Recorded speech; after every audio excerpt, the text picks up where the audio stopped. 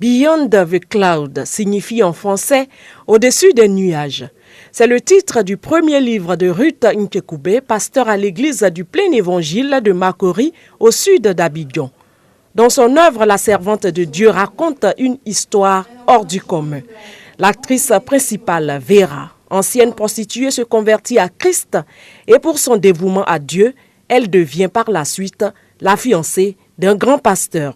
Dès lors, les préjugés, les critiques et les regards accusateurs font rage dans l'église et dans le quartier.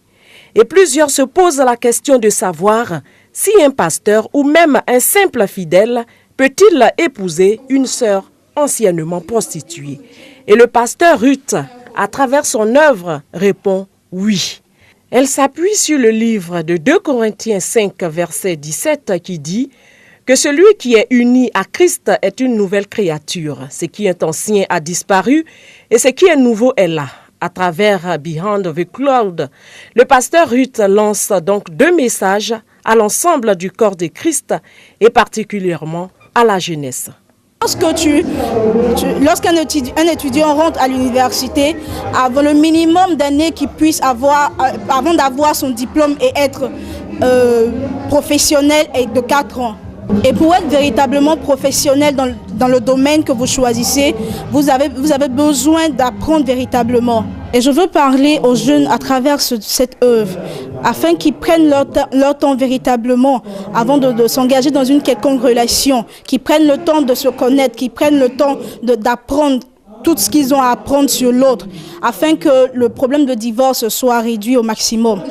Et en ce qui concerne l'apprentissage sur l'un et l'autre, pour les conjoints, il est préférable que cela se fasse pendant la période de fiançailles.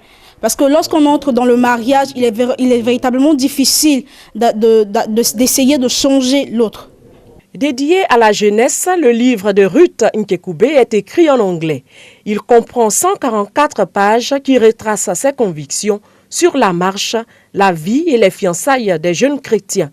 Des convictions qu'elle a acquises en 28 années de vie depuis sa naissance en 1985 au Nigeria, son pays natal. Femme multidimensionnelle, elle est aussi étudiante en anglais à l'université Houphouët-Boigny d'Abidjan et chantre de l'Éternel. Elle est mariée et mère de 2 enfants.